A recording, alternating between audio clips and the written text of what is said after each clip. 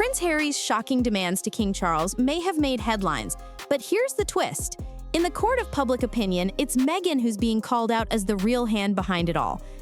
From Twitter threads to YouTube comment sections, critics argue this wasn't just Harry speaking for himself. Whispers suggest Meghan's influence was written all over his list of demands, from money and security to titles for the children. And the louder the outrage grew, the clearer the narrative became. Harry might be the voice, but Meghan is the strategy. It's not the first time the public has painted her as the mastermind, and it won't be the last. Allegedly, she's been pulling strings since the days of Megxit, shaping Harry's battles and pushing for the Sussex brand to remain tied to royal power. And there's so much to unpack here. The demands themselves, the suspicion that Meghan orchestrated them, the branding questions, and the way Charles's silence only made the whispers louder. Because this isn't just about Harry clashing with his father. It's about whether Meghan Markle is the force rewriting the script of the monarchy from behind the scenes. When Prince Harry arrived at Clarence House, the whispers say he didn't come empty-handed. Reports suggest he carried a list of demands for King Charles, demands that critics argue were bold, even shocking. Allegedly, they included financial support, tighter security for himself and his family, and recognition of royal titles for Archie and Lilibet. To some, it sounded less like a family reunion and more like a negotiation table. King Charles's response? Silence. The monarch reportedly listened, refused to bend, and let Harry walk away empty-handed. For many, that silence was strength, a king unwilling to reward what they saw as entitlement. But here's where the story shifted. As the headlines rolled in, the debate quickly turned away from Harry himself.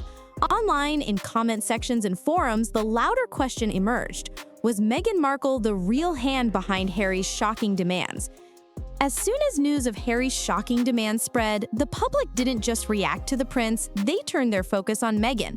Comment sections lit up with the same theme: this has Meghan's fingerprints all over it. Critics argue that Harry rarely moves without Meghan's influence, and that his list of demands sounded less like the voice of a rebellious son and more like the strategy of a woman who knows how to play the power game. Allegedly, Meghan was the invisible presence in that Clarence House meeting, not physically there, but shaping every line of what Harry asked for. Whispers online point to her history of pushing boundaries with the palace. From the early days of Megxit to the fight for titles, many believe Meghan has always been the strategist, with Harry cast as the spokesperson. In the public's eyes, this latest clash was no different. Supporters, of course, see another side. They argue Meghan is unfairly painted as the villain every time Harry makes a move. To them, she's a wife and mother protecting her family's place in history, not a puppet master pulling strings. But, fair or not, the loudest voices in the debate kept coming back to Meghan. And for critics, her shadow loomed larger than Harry's demands themselves. For critics, the Clarence House drama wasn't an isolated moment. It was the latest chapter in what they see as a long pattern of Meghan's influence. Whispers go back to the early days of Megxit, when Harry and Meghan announced they would step back from royal duties. Many argue it was Meghan's vision that set the plan in motion, with Harry following her lead into a new life in California. Allegedly, her push for independence became the blueprint for every battle since. The title debate is another example. Insiders claimed Meghan fought hard for Archie and Lilibet to be recognized as prince and princess, despite resistance within the palace. Critics argue that Harry's recent demands for the children's recognition weren't just about family pride, they were echoes of Meghan's earlier push. Even Harry's public statements, from interviews with Oprah to lines in his memoir, are often seen by skeptics as shaped by Meghan's hand. The words may come from Harry's mouth, but to critics, the strategy feels too polished, too pointed, to be entirely his own. Of course, supporters push back on this narrative. They insist Harry is his own man, and that Meghan is unfairly blamed for every move he makes. But in gossip circles and the court of public opinion, the whispers of her influence have become impossible to separate from Harry's actions. When critics call out Meghan as the hand behind Harry's shocking demands, they often point to one word: branding. Whispers say titles, security, and royal recognition aren't just about tradition, they're about power and marketability. With Harry and Meghan carving out careers in Hollywood, from Netflix deals to speaking engagements, critics argue that keeping a royal shine on the Sussex name is essential. Allegedly, titles for Archie and Lilibet aren't just symbolic, they're leverage, a way to make the Sussex family stand out in a crowded celebrity world.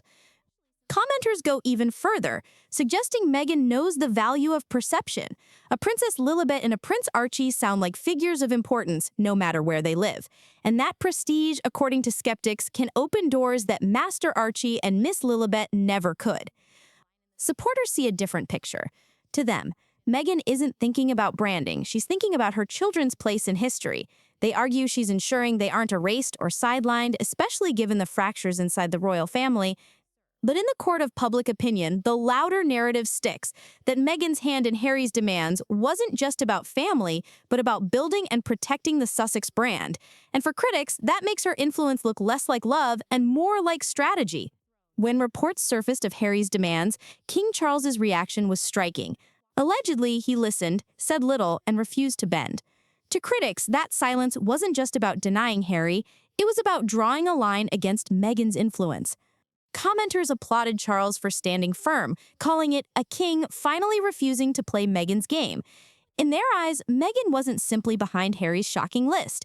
She was testing the monarchy's boundaries through him, and Charles's refusal to budge was proof that her influence stops at the palace gates. Supporters, however, see Charles's silence differently. To them, it wasn't strength, it was coldness.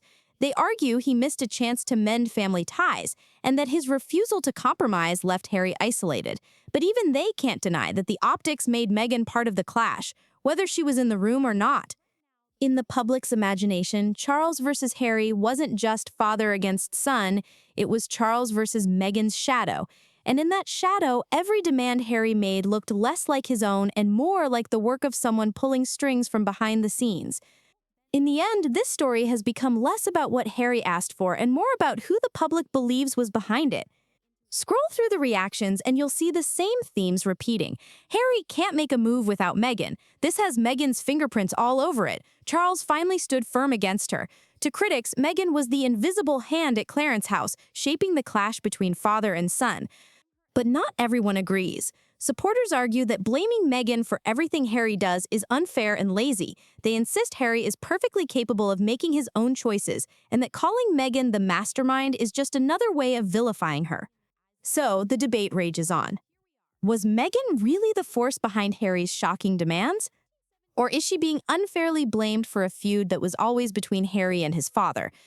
And did Charles's silence make him look strong or just heartless? Tell us what you think, because in this saga, the court of public opinion is the loudest throne of all. Prince Harry may have carried the demands to King Charles, but in the public's eyes, Meghan's shadow was there too. To critics, she's the strategist, the hand guiding Harry's every move. To supporters, she's a wife and mother unfairly cast as the villain in every royal battle. Charles stood firm, refusing to bend, and that silence has only fueled the whispers. Because this clash wasn't just father against son, it became a test of whether Meghan's influence could bend the monarchy itself. But here's the bigger question. If Meghan really is the force behind Harry's moves, what happens when the throne passes to William? Will her influence grow stronger, or will the crown finally shut the door for good? This is Hollywood Daily Reports. There's so much more to unravel. Subscribe now so you don't miss out on the next big royal drama headline.